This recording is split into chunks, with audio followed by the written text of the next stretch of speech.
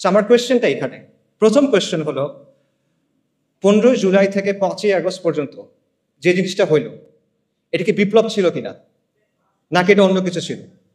এটা একটা প্রশ্ন।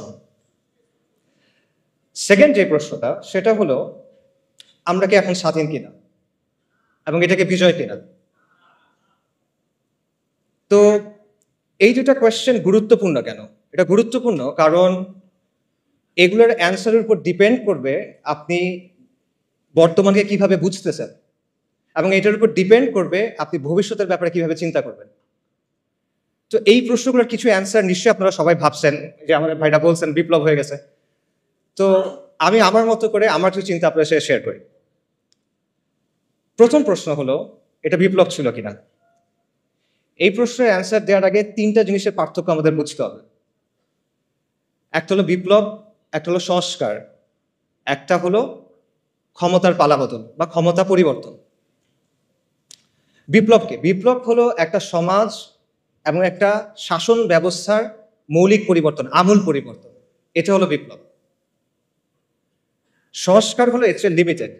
সংস্কারের ক্ষেত্রে একটা বিরাজমান কাঠামো থাকে, বিদ্যমান কাঠামো থাকে, সেটার মধ্যে কিছু পরিবর্তন হয়, কিছু মেরামতি হয়, কিছু পুনর্গঠন হয়, এটা হলো সংস্কার। আর ক্ষমতার পালাবদল এটা আপনারা সবাই বোঝেন, একজন গেল আরেকজন আসবে, দ্যাটস ইট। আচ্ছা, তাও আমি বোঝানোর জন্য একটা এক্সাম্পল দিই। মনে করেন রাষ্ট্র ক্ষমতা হলো একটা চেয়ারের মতো বা একটা সিংহাসনের মতো। এই সিংহাসনের উপরে শাসক বসে থাকে। এখন আপনি এসে শাসককে এখান থেকে নামায় ফেললেন, ধাক্কা দিয়ে টেনে যেভাবে ইচ্ছা নামায় ফেললেন, এটা কি? এটা হলো সরকার পতন। আপনি তারপর চেয়ারে বসে গেলেন, এটা কি? ক্ষমতা দখল। চেয়ারে বসার পর আপনি চেয়ারটা রেনোভেট করলেন, নতুন করে বার্নিশ করলেন, নতুন করে রং করলেন, কোনো জায়গায় ছিঁড়ে গেছিল সেলাই করলেন, কোনো জায়গায় ঘুণ পোকা ছিল আপনি ওটা চেঞ্জ করলেন, এটা হলো সংস্কার।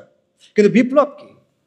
বিপ্লব হলো আপনি চেয়ারটা ডিসম্যান্টেল করবেন, আপনি ওটা ভাঙবেন, নতুন করে তৈরি করবেন, এবং নতুন চেয়ারটা আগেরটার মতো হবে না, এটা ডিফারেন্ট হবে।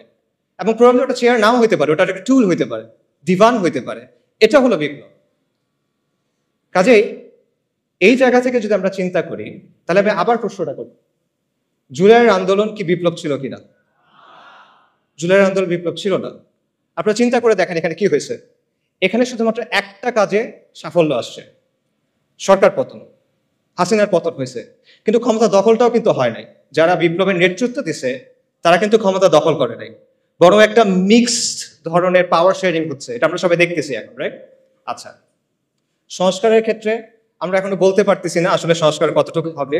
It still remains to be seen. Probably সংস্কার হবে কিছু, নো ডাউট, বাট ডেফিনেটলি এখানে আসলে বিপ্লব হয় নাই। তাহলে এখন প্রশ্ন হলো, কেন এটা বিপ্লব হইল না? এতগুলো মানুষের কোরবানি, এত মানুষ অন্ধ হয়ে গেল, এত মানুষ পঙ্গু হয়ে গেল, এত কষ্ট, তাও এটা কেন বিপ্লব হয় নাই? এটার অ্যান্সারটা আসলে সহজ, কারণ এখানে কোনো বৈপ্লবিক আদর্শ ছিল না, এখানে কোনো বৈপ্লবিক পরিকল্পনা ছিল না, এখানে কোনো মতাদর্শ প্রতিষ্ঠার জন্য, কোনো আদর্শ বা আকিদা প্রতিষ্ঠার জন্য এই আন্দোলন হয় নাই। এখানে কোনো ম্যানিফেস্টো ছিল না, কোনো কিতাব ছিল না। ইনফ্যাক্ট মানুষ এখানে কোনো নেতার পিছনেও নামে নাই।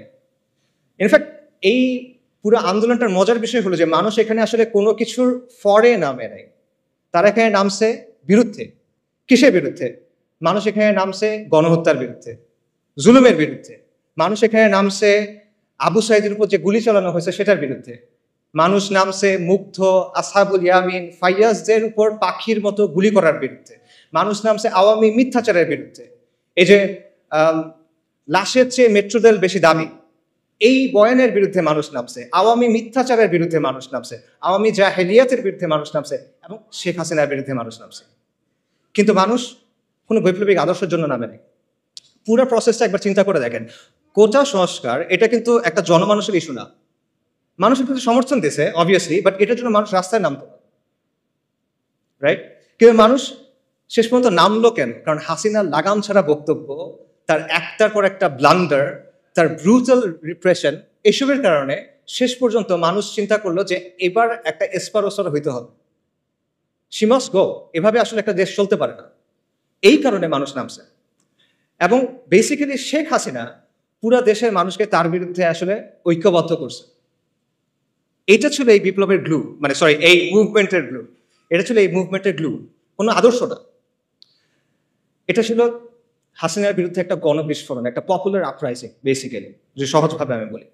মানুষের দীর্ঘদিনে জমে থাকা যে ক্ষোভ, রাগ, এই জুলুম মানুষ সহ্য করতে আর পারতেছে না, এবং মানুষের মনে হচ্ছে যে এইভাবে আসলে আমরা থাকতে পারবো না। এই কারণে মানুষ রাস্তায় নেমে আসছে।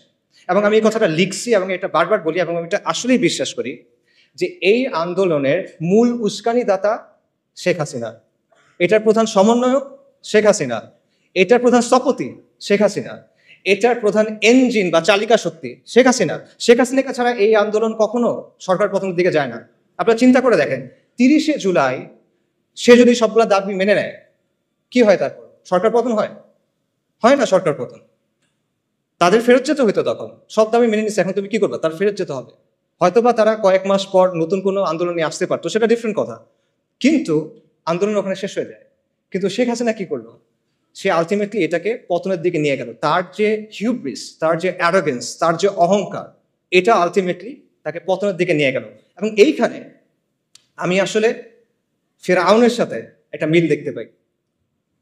ফিরআউনের কথাটা চিন্তা করে যে বনী ইসরাইল যখন লোহিত সাগরের সামনে গেল, মুসা আলাহিস সাল্লামের পেছনে পেছনে, সাগর ভাগ হয়ে গেল, বনী ইসরাইল সাগরের মধ্যে চলে যাচ্ছে। ফিরআউনের কি দরকার ছিল তার পেছনে পেছনে যাওয়ার? সে কি গেইন করতো এখানে? বনী ইসরাইল তো চলে যাচ্ছে। বনী ইসরাইল তার পাওয়ার জন্য কোনো চ্যালেঞ্জ না। বনী ইসরাইল তার সিংহাসন নিতে চায় না।